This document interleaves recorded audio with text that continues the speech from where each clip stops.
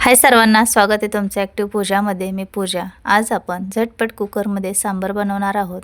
आपल्याला सेपरेट भाज्या शिजवून घ्यायच्या नाही आहे किंवा डाळ वगैरे शिजवून घ्यायचं नाही. डायरेक्टली कुकरमध्येच फोडणी देऊन आपण हे सांबार बनवणार आहोत. आणि एवढं भन्नाट सांबार झालेलं घरात तर सर्वांना खूप आवडलं. तर कालच आपण इडलीची रेसिपी शेअर केली आहे, तर त्यामध्ये मी सांगितलं होतं की सांबारची रेसिपी दाखवली नाही कारण व्हिडिओ खूप मोठा झाला असं. तरी पहा, आपण मस्त मऊ लुसलुशीत जाळीदार इडलीसुद्धा बनवलेली, तर याची रेसिपी आपल्या चॅनलवर आहे.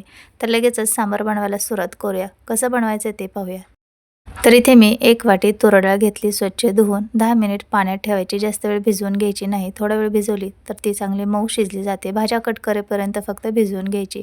अर्धं गाजर घेतले, 1 बटाटा आणि लाल भोपळा घेतलाय. तर तुमच्या आवडीप्रमाणे भाज्याचं प्रमाण कमी जास्त करू शकतात. याऐवजी तुम्ही तुमच्या आवडीच्या सुद्धा भाज्या टाकू शकता. शेवग्याची शेंग वगैरे सुद्धा टाकू शकता. शेवग्याची शेंग सांबारमध्ये असतेच, पण माझ्याकडे नव्हती म्हणून मी टाकली नाही.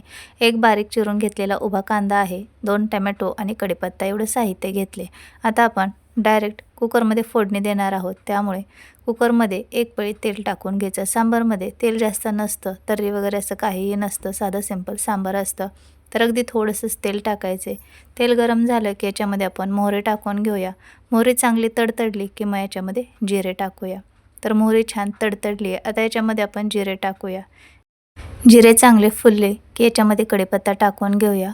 फोडणी छान बसली की मस्त अशी आपली सांबार रेसिपी होणार आहे. तर याच्यामध्ये उभा पातळ चिरून घेतलेला कांदा टाकून घेऊन थोडा वेळ परतवून घेऊया. कांदा हलका फुलका परतल्यानंतर याच्यामध्ये आपण टोमॅटो टाकून घेऊयात. तर इथे मी 2 टोमॅटो मोठे बारीक कट करून घेतले. टोमॅटो जास्त वापरायचं, कारण सांबार आंबट, गोड, तिखट अशा चवीचं असतं, त्यामुळे टोमॅटो थोडा जास्त टाकायचा. आता हे सर्व चांगलं 1 मिनिटभर परतवून घेऊया. आता कांदा, टोमॅटो चांगलं परतवून झालं की याच्यामध्ये ज्या आपण भाज्या कट करून घेतलेत त्या स्वच्छ धुवून टाकूया आणि भाज्या एकसारख्या चिरायच्या, म्हणजे त्या एकसारख्या शिजल्या जातात. बारीक खूप भाज्या चिरल्या तर शिजल्यानंतर गाळ होतात, त्यामुळे असे मोठे मोठे तुकडे करायचे, म्हणजे शिजल्यानंतरसुद्धा आहे तशा राहतात. तर आता 2 मिनिट आपण हे सर्व चांगलं परतवून घेतले. आता मसाले टाकून घेऊया. तर पाव चमचा हळद टाकून घ्यायची, छोटा 1 चमचा लाल मिरची पावडर टाकून घेऊया आणि 2 चमचे सांबार मसाला टाकूया. तर पोहे खायच्या चमच्याने 2 चमचे सांबार मसाला टाकून घेतला आहे. बाकीचे जास्त याच्यामध्ये काहीही मसाले टाकण्याची गरज नाही. सांबार मसाल्यानेच याला खूप छान टेस्ट येते. आता हे सर्व चांगलं परतवून घेऊया. एकदम साधं सिंपल पण तेवढंच टेस्टी आपण सांबार बनवतो आहे. यामध्ये जास्त काही मसाले जात नाहीत.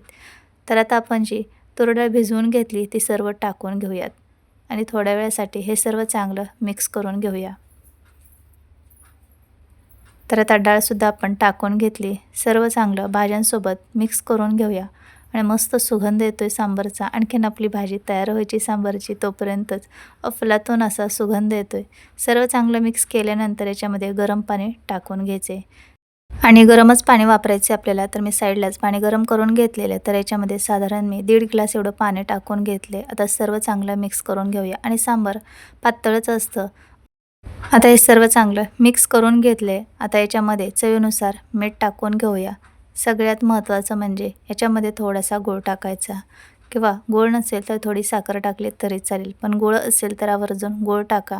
बारीक चिरून घेतलेली कोथिंबीर टाकूया. तुमच्याकडे चिंच असेल तर थोडीशी चिंचसुद्धा टाका. माझ्याकडे नव्हती म्हणून मी वापरली नाही. आता हे सर्व चांगलं मिक्स केले. आता याला झाकण लावूया आणि मोठ्या गॅसवरती 3 शिट्ट्या काढून घेऊया. 3 शिट्ट्यामध्ये डाळ आणि भाज्यासुद्धा चांगल्या शिजल्या जातात. तर 3 शिट्ट्या करून घेतलेत. आता आपण कुकरचं झाकण काढून घेऊया आणि आपोआप याची सर्व वाफ निघून जाऊ द्यायची आणि नंतर झाकण खोलून घ्यायचे. तर पाहू शकतात मस्त असं आपल्या इथे सर्व भाज्या, डाळ वगैरे शिजलेली आहे. तर थोड्या वेळ आपण ही डाळ थोडी फेटून घेऊयात, म्हणजे एकजीव असं सांबार होईल. आता सांबारची चव डबल होण्यासाठी आपण याला एक गरमागरम मस्त तडका देणार आहोत, त्यामुळे सांबारची चव अजूनच वाढेल. तर छोट्या टोपामध्ये 1 पळी तेल गरम करून घेतले. त्यामध्ये थोडीशी मोहरी टाकूया. मोहरी छान तडतडली की मग थोडे जिरे टाकूया आणि कढीपत्ता टाकून घ्यायचा आहे. तर आता हा गरमागरम तडका आपण कुकरमध्ये टाकून घेऊया. तर याच्यामध्ये लाल मिरची पावडर आणि सांबार मसाला टाकायचा होता, पण तडका पटकन करून झाला, त्यामुळे मी त्याच्यामध्ये टाकलं नाही, कारण मसाले करपले असते. म्हणून मी तडका गरम असताना कुकरमध्येच लाल मिरची पावडर आणि 1 चमचा सांबार मसाला परत टाकून घेतला आहे. तर एकूण 3 चमचे सांबार मसाला आपण इथे वापरलेला आहे. आता हे सर्व चांगलं मिक्स करून घेऊया आणि कडकडीत पाणी गरम करून याच्यामध्ये परत मी अर्धा ग्लास एवढं पाणी टाकून घेतले, कारण सांबार आपलं घट्ट वाटते, त्यामुळे मी थोडंसं आणखीन पाणी ॲड केले आणि पातळ असं सांबार बनवून घेतले. आता याला गॅसवरती ठेवून 3 ते 4 मिनिट चांगलं उकळवून घेऊया. सगळ्यात शेवटी बारीक चिरून घेतलेली कोथिंबीर टाकूया. तर मी आता हा कुकर गॅसवरती ठेवून 3 ते 4 मिनिट हे चांगलं उकळवून घेतले.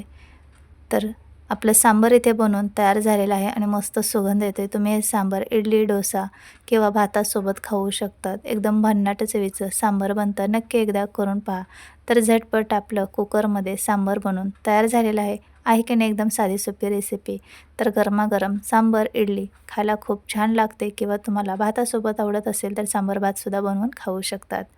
तर कशी वाटली ही रेसिपी नक्की कमेंटमध्ये सांगा, आणि माझी रेसिपी आवडली असेल तर एक लाईक नक्की करा. अशा साध्या सोप्या आणि घरगुती साहित्यात तयार होणाऱ्या भन्नाट रेसिपी पाहण्यासाठी चॅनलला सबस्क्राईब, लाईक, कमेंट, शेअर करा.